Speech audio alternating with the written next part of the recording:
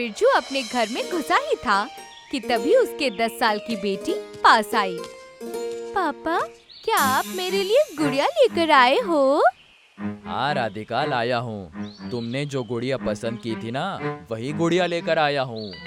अर्जुन ने अपने हाथ में पकड़ा हुआ डिब्बा राधिका के हाथ में थमा दिया। तभी बिरजू की पत्नी अर्चना बिरजू से कहती है, इतनी महंगी गुड़िया खरीदने के लिए आपके पास पैसे कहाँ से आए? ये कैसी बातें कर रही हो अर्चना?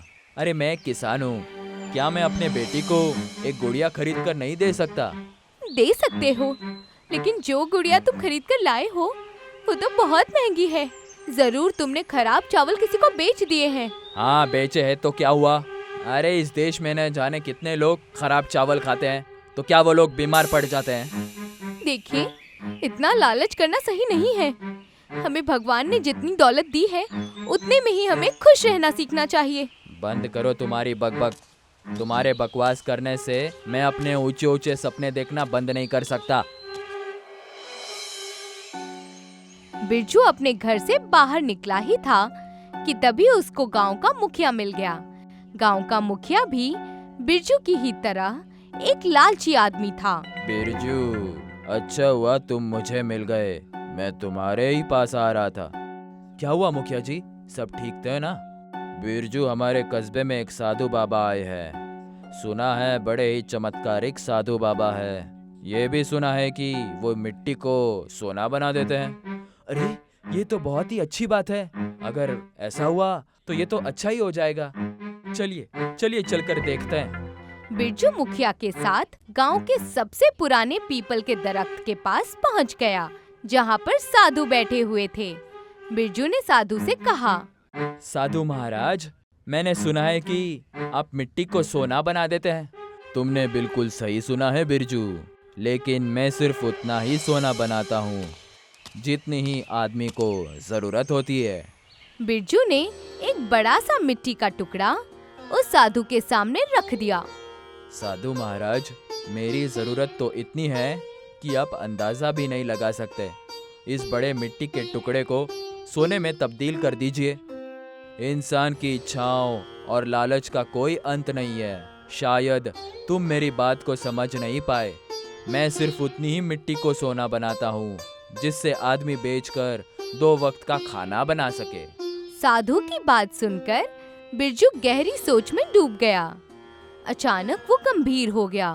साधु महाराज, आपका क्या है? आप आज यहाँ हैं, कल कहीं और। जब मैं अपने सामने किसी गरीब को देखता हूँ तो मुझे बहुत बुरा लगता है। अगर आप इस मिट्टी के टुकड़े को सोने का बना देंगे तो आपके जाने के बाद मैं इसे बेचकर बहुत से गरीबों की मदद कर सकता हूँ। बिरजू की बात सुनकर साधु रहस्यमयी अंदाज में बिरजू और मुखिया की ओर देखते हैं।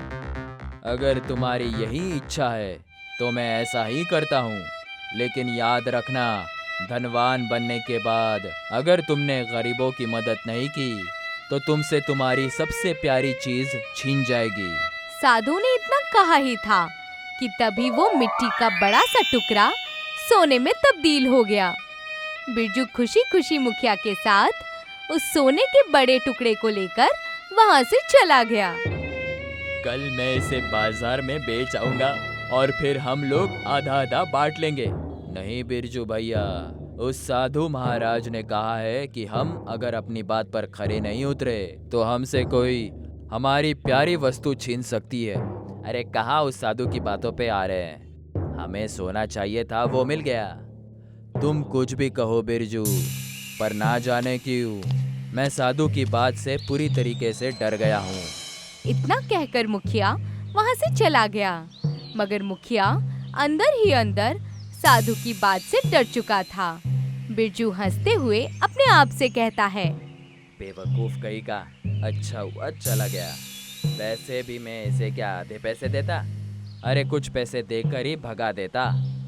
बिरजू सोने के टुकड़े को बाजार में बेच आया और कुछ ही दिनों में बिरजू अपने गांव का सबसे रईस आदमी बन गया और अब उसके टूटे फूटे घर की जगह एक आलीशान हवेली खड़ी थी। एक दिन बिरजू अपनी हवेली के बाहर टहल रहा था कि तभी गांव का सुखिया नाम का गरीब आदमी बिरजू के पास आकर खड़ा हो गया।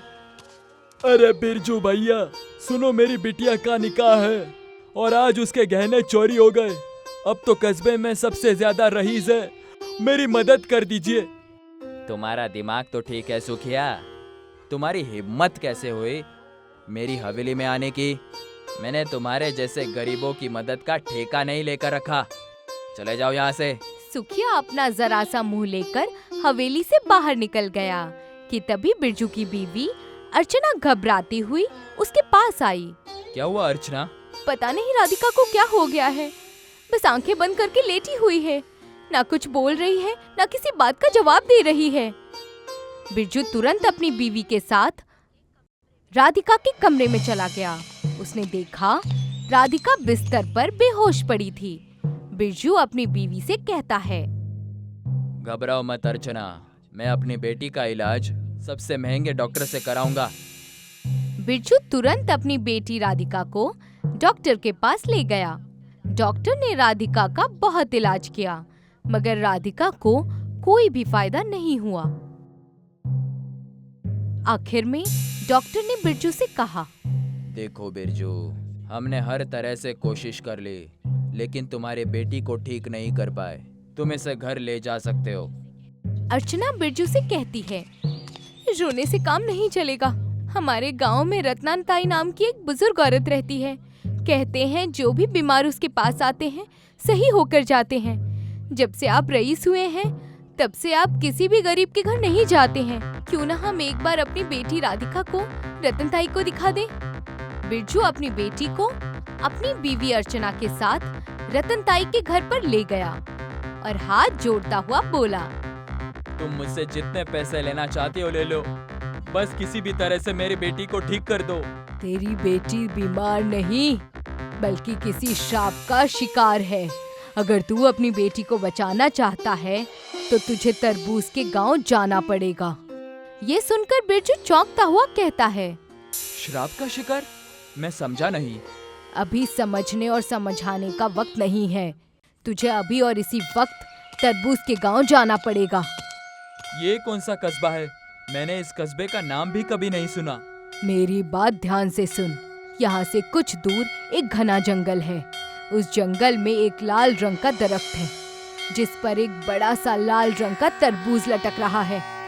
तू उस तरबूज को जैसे ही हाथ लगाएगा अपने आप को तरबूज के अंदर पाएगा। उस तरबूज के अंदर एक पूरा गांव बसा हुआ है। तुझे उस गांव से तरबूज के बीज लाने होंगे। उन बीजों से तेरी बेटी सही हो सकती है। अब देर मत कर। बिरजू बगैर देरी किए गांव के घने जंगल की ओर चला गया और उस लाल दरख्त को तलाशने लगा। तभी बिरजू की नजर एक लाल दरख्त पर पड़ी। बिरजू दौड़ता हुआ वहां चला गया। उस लाल दरख्त पर एक लाल रंग का तरबूज लटक रहा था। बिरजू ने जैसे ही उस तरबूज को हाथ लगाया, अचानक बिरजू ने खुद को एक तरबूज के अंदर बसे हुए एक तरबूज के गांव में पाया।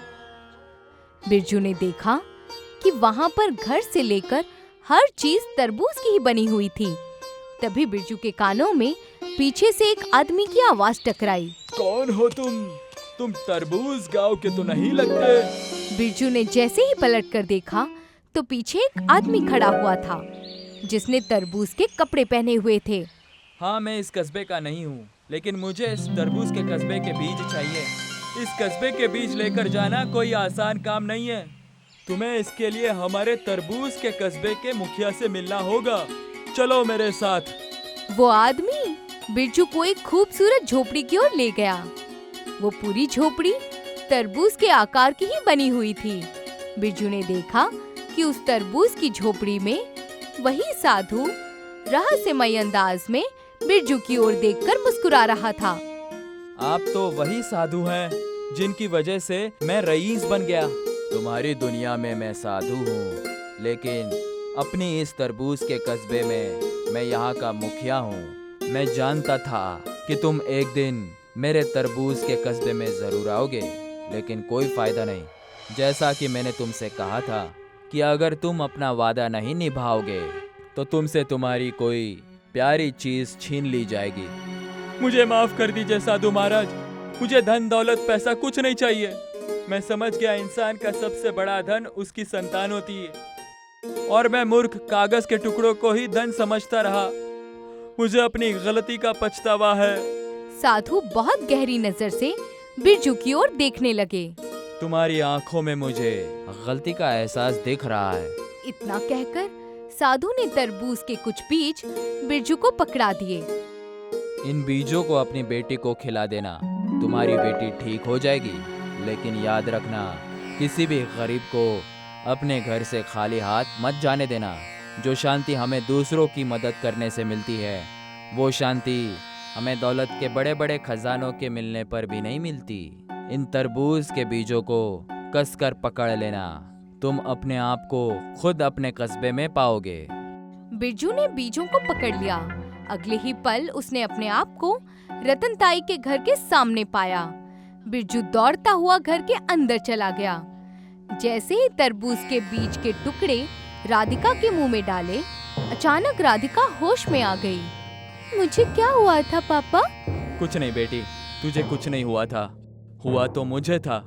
मैं जरूरत से ज्यादा लालची और अहंकारी हो गया था, पर अब मैं तुम्हें और मेरी बीवी को एक अच्छा इंसान बनकर दिखाऊंगा। उसके बाद उसकी हवेली में कोई भी गरीब आदमी आता तो वो खाली हाथ नहीं जाता था।